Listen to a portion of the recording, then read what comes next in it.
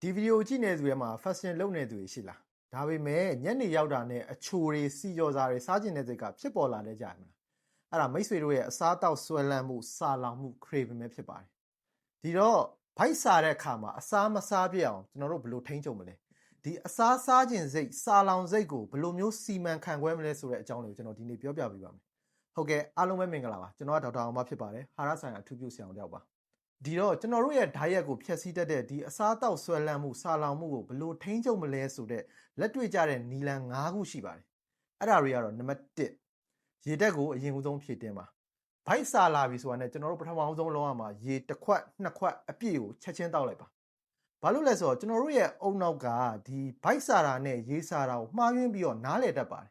်တကယ်တမ်းရေစာတာကိုဘိုက်စာတယ်ထင်ပြီးတော့မှားယွင်းပြီးတော့စားတောက်မိတဲ့အခါလည်းရှိပါတယ်ဒါကြောင့်ကျွန်တော်တို့ဘိုက်စာပြီဆိုရင်ရေတစ်ခွက်တောက်လိုက်ပါနောက်ပြီးရင်9မိနစ်10မိနစ်စောင့်ကြည့်လိုက်ပါဒီဘိုက်စားရဲဆိုတဲ့ခံစားချက်ကပျောက်သွားတာမျိုးဒါမှမဟုတ်ရင်တီးတတာရော့ကျသွားတာမျိုးခံစားရပါလိမ့်မယ်နံပါတ်2စိတ်ကိုအာရုံပြောင်းပါ10 minute rule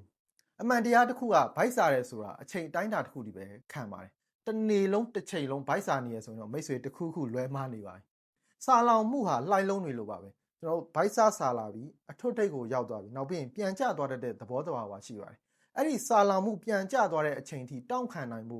ကျွန်တော်တို့က10မိနစ်စီးမြင့်ကိုကျင့်သုံးရပါမယ်ဘိုက်စာတာနဲ့ကျွန်တော်တို့ချက်ချင်းမစားဘဲနဲ့10မိနစ်လောက်ဝေ့နေလိုက်ပေါ့နော်ဥပမာအပြင်ထွက်ပြီးတော့လမ်းလျှောက်တာမျိုးတကယ်ချင်းနဲ့ဖုန်းပြောလိုက်တာမျိုးအိမ်တန်ရှိအေးကောက်ထလှုပ်လိုက်တာမျိုးပေါ့နော်နောက် TV ကြည့်လိုက်တာမျိုးပေါ့social media တော့မသုံးနဲ့ပေါ့ဘာလို့လဲဆိုတော့ social media သုံးရင်ကျွန်တော်အစားတောက်ပုံတွေမြင်နေဆိုရင်စားကျင်သွားလိမ့်မယ်ပေါ့နော်အဲ့တော့အဲ့လိုမျိုး10မိနစ်လောက်ဝေ့ပြီးသွားတယ်ဆိုရင်ကျွန်တော်တို့ရဲ့အစားစားခြင်းစိတ်ကတိတိကျကျရော့ကျသွားတော့မိတ်ဆွေခံစားရပါလိမ့်မယ်မယုံဘူးဆိုရင်လိုက်လုပ်ကြည့်လိုက်ပါ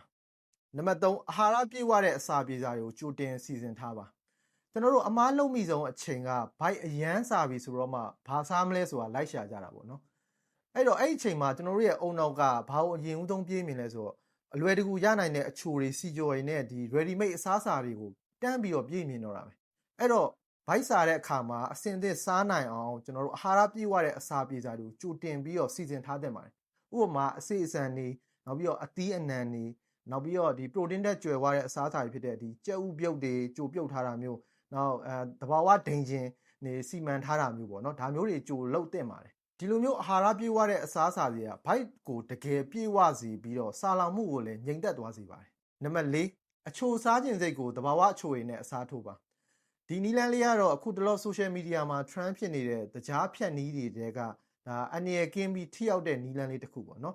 ကျွန်တော်တို့ကအချိုစားခြင်းစိတ်ဖြစ်ပေါ်လာပြီဆိုရင်တကြားလုံးတို့ဖြော်ရည်ကုတ်ကီးတို့ကိုတောက်လိုက်မဲ့အစားတဘာဝအတိုင်းချိုတဲ့တိတိတစ်နံတွေကိုအစားထိုးပြီးတော့စားပေးရပါမယ်ဥပမာငပြောသည့်ပန်းသည့်လိမ္မော်သည့်စပစ်သည့်ဒါမျိုးတွေပေါ့နော်တဘာဝအသီးနှံတွေထဲမှာပါတဲ့ဒီ fiber ဆိုတဲ့အမြင်ဓာတ်ကကျွန်တော်တို့အချိုဓာတ်ကိုတွေးတဲ့ကိုတဖြည်းဖြည်းချင်းစိတ်ဝင်စေတဲ့အတွက်ကြောင့်တကြားတွေစားလိုက်တယ်လို့မျိုးအင်ဆူလင်ချက်ချင်းရုတ်တရက်မြင့်တက်သွားတာမျိုးမရှိတဲ့အတွက်ကြောင့်ကျွန်တော်တို့ကျန်းမာရေးအတွက်အထူးကိုကောင်းမွန်ပါတယ်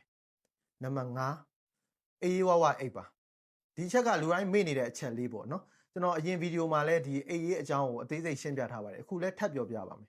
ကျွန်တော်အေးပြတ်တဲ့အခါမှာကျွန်တော်တို့ရဲ့ဟော်မုန်းတွေပြောင်းလဲမှုရှိတယ်ကျွန်တော်ဘိုက်စာလွယ်တဲ့ဟော်မုန်းဂါလင်ဟော်မုန်းတွေမြင့်တက်လာပြီးတော့လက်ပတင်လို့ခေါ်တဲ့ဘိုက်ပြည့်စေတဲ့ဟော်မုန်းတွေရော့ကျသွားတယ်အဲ့တော့ကျွန်တော်တို့ကဘိုက်ပိုစာလွဲလာတယ်နောက်ပြီးတော့ဒီအေးပြတ်တဲ့အခါမှာအုံနောက်ရဲ့ reward system တွေပြတ်ဝန်းပြီးတော့အချိုစားခြင်းစိတ်တွေပုံမှုဖြစ်ပေါ်လာတယ်ပေါ့နော်ဒါကြောင့် fasting လုပ်တော့မယ်ဆိုရင်ကျွန်တော်တို့ကအေးဝဝအိပ်ဖို့လိုအပ်ပါတယ်တနေ့ကိုအနည်းဆုံး9နာရီကနေ10နာရီထိအိပ်ဖို့လိုအပ်ပါမယ်ဗျကဲဒါဆိုရင်အားလုံးကိုအနှစ်ပြန်ချုပ်ကြည့်အောင်ကျွန်တော်တို့ဘိုက်စာလာပြီဆိုတာနဲ့ပထမဆုံးလောက်မှာနံပါတ်1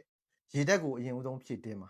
နံပါတ်2 10မိနစ်စီးမြင့်ကိုကျင့်သုံးပါစိတ်အာရုံကိုပြောင်းလိုက်ပါနံပါတ်3အာဟာရပြည့်ဝတဲ့အစာပြေစာများကိုကြိုတင်ပြင်ဆင်ထားပါနံပါတ်4အချိုစားခြင်းစိတ်ကိုသဘာဝအချိုရည်နဲ့အစားထိုးပါနံပါတ်5အေးအေးဝဝအိပ်ပါတို့ပဲဖြစ်ပါတယ်ဒီတော့ဘိုက်စားရဲဆိုတဲ့ခံစားချက်ကိုစိတ်သက်ခွန်အား will power တစ်ခုတည်းနဲ့တိုက်ထုတ်ရတာမဟုတ်ပါဘူးနီးစနစ်မှန်ကန်ဖို့လည်းအရန်ရေးကြည့်ပါတယ